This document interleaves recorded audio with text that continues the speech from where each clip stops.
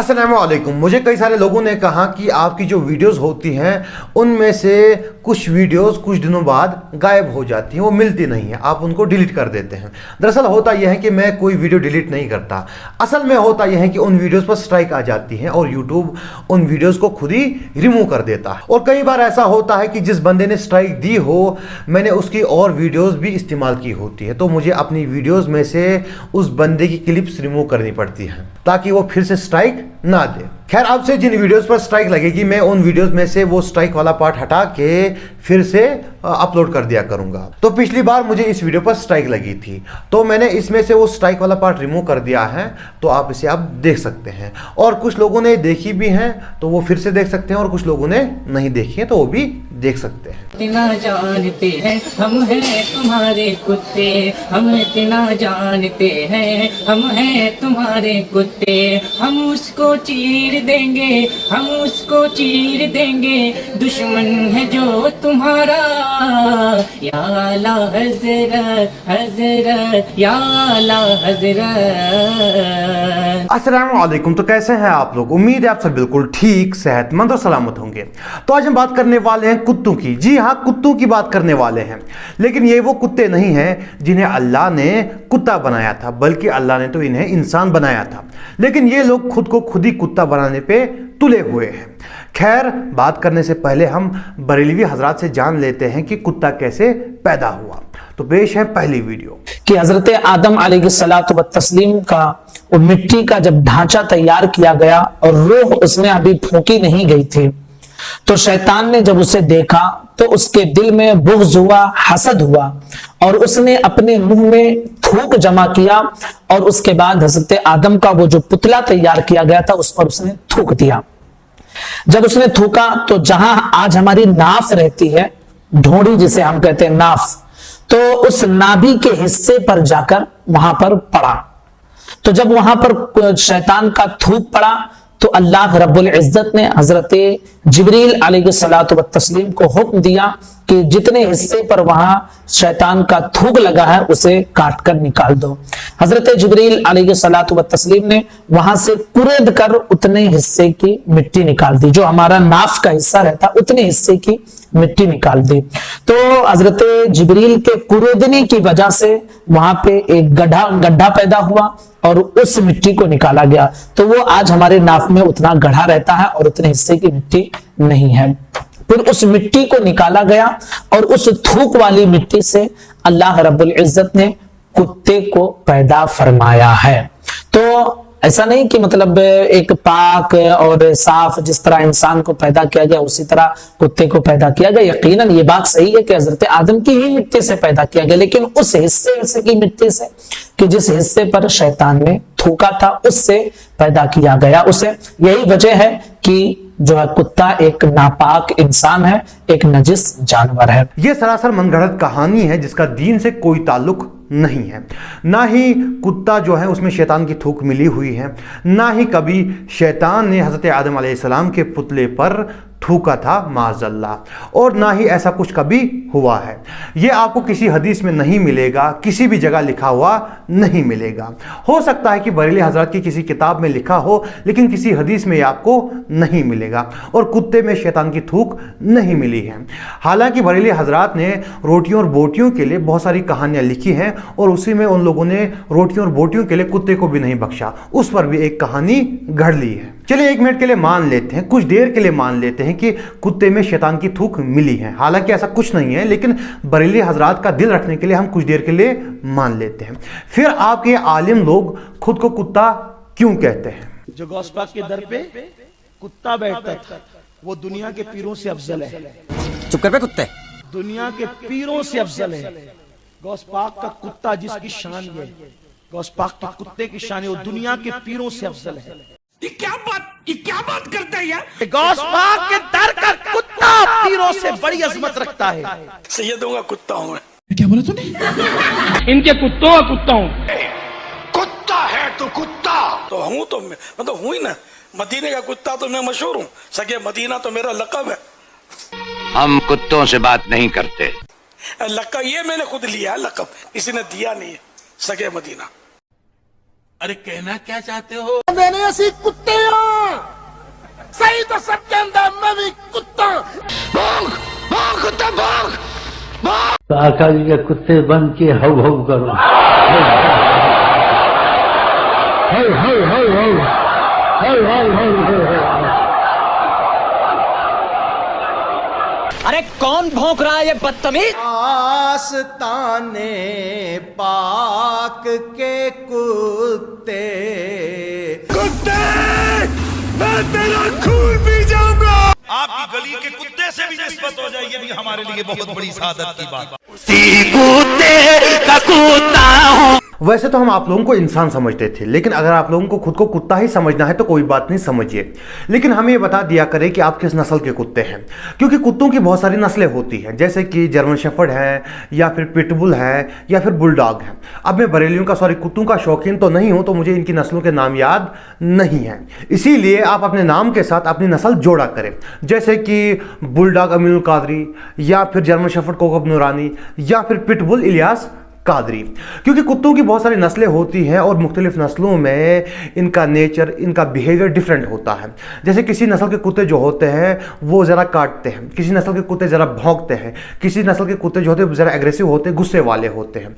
इसीलिए आप अपने नाम के साथ अपनी नस्ल जोड़ा करें, इससे हमें पता चल जाएगा कि आप किस नस्ल के कुत्ते हैं और आपका बिहेवियर, आपका नेचर क्या है और आपसे कैसे पेश आना है। और अगर आप लोगों को ये सब करना अपनी बेइज्जती लग रही हो, तौहीन लग रही हो, तो फिर अपने आप को कुत्ता कहना बंद कर दीजिए। कुत्ते और सुअर खाने वाली कौमें हमसे आगे बढ़ गई हैं, क्योंकि कुत्ते और सुअर खाने वाली कौमें कुत्तों और सुअरों को खा जाती हैं, लेकिन हम लोग कुत्तों को पीर और सुअरों को हुक्मरान बना देते हैं। हम पर सुअर, कुत्ते, शराब, जिना, जुआ और ऐसी गंदी चीजें हराम की गई थी, लेकिन अल्लाह का शुक्र है कि सुअर और कुत्ते हमसे बचे हुए हैं, क्योंकि हमने सुअरों को हुक्मरान और कुत्तों को पीर बनाया हुआ है। मैं सभी पीरों और हुक्मरानों की बात नहीं कर रहा हूं, लेकिन आज के दौर में आपको अक्सर पीर और हुक्मरान जो हैं वो दुनियावी कुत्ते और सुअर ही मिलेंगे। एक दौर हुआ करता था जब हमारे पीर और हमारे जो हुक्मरान थे वो शेर हुआ करते थे, और उन दिनों हम दुनिया पे राज किया करते थे, मुसलमान सुपर पावर हुआ करते थे। वैसे तो कुत्ते जो होते हैं वफादार होते हैं, लेकिन इन कुत्तों का समझ नहीं आता कि किसके वफादार हैं। कभी आला हज़रत के कुत्ते होते हैं, कभी अपने पीर के कुत्ते होते हैं, कभी गौसपाक के कुत्ते होते हैं, कभी मदीने के कुत्ते होते हैं, कभी आस्ताने के कुत्ते होते हैं। समझ ही नहीं आता कि इनकी वफादारी किस तरफ है। और अब तो कुत्तों की नई नस्ल पैदा हो गई है जो खुद को सगियातार कहते हैं, यानी इलियास कादरी के कुत्ते। हालांकि इलियास कादरी खुद मदीने के बहुत बड़े वाले कुत्ते हैं, और फिर इन्हीं कुत्तों के पिल्ले यहां आकर भौंकते हैं, यानी इन्हीं पीरों के जो मुरीद होते हैं यहां आकर गालियां देते हैं, कहते हैं कि तुम हमारे पीरों को गालियां देते हो, कुत्ता कहते हो। अगर कुत्ता कहना गाली है, फिर तुम्हारे पीर खुद को कुत्ता क्यों कहते हैं? इन्होंने तो लक़ब रखे हुए, कोई कहता है मैं मदीने का कुत्ता हूं, कोई कहता है कि मैं गौसपाक का कुत्ता हूं, कोई कहता है आस्ताने का कुत्ता हूं। इन्होंने लक़ब रखे हुए, मैं तो इन लोगों को इनके लक़ब से पुकारता हूं, इसमें गाली कहां से आ गई? मैं कहता हूं अगर तुम खुद को कुत्ता कहते हो तो कोई बात नहीं, तुम कुत्ते हो, इसमें गाली कहां से आ गई?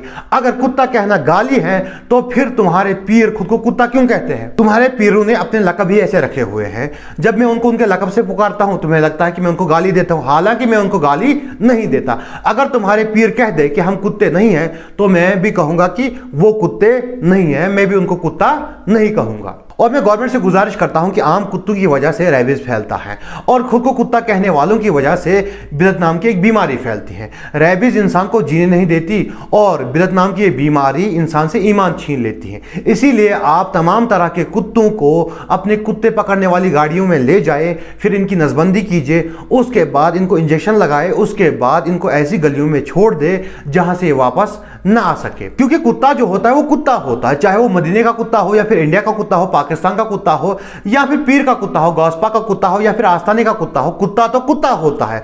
और हर तरह के कुत्तों से बीमारियां फैलती हैं, फिर चाहे वो रेबीज की बीमारी हो या फिर बिदअत की बीमारी हो। और रेबीज एक जानलेवा बीमारी है और बिदअत ईमान लेवा बीमारी है। इसीलिए आप इन कुत्तों का इलाज कीजिए।